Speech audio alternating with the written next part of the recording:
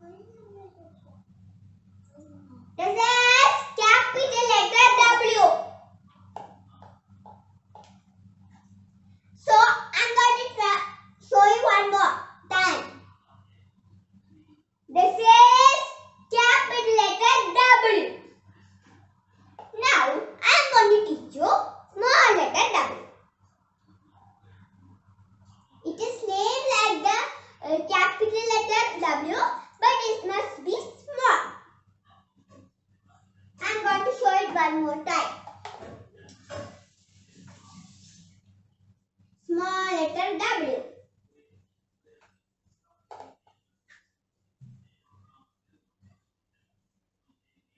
I'm going to show it one more time. Okay? So now we are going to write the two letters together. Capital letter W and small w. Okay? W for watermelon. W for watch. W for window.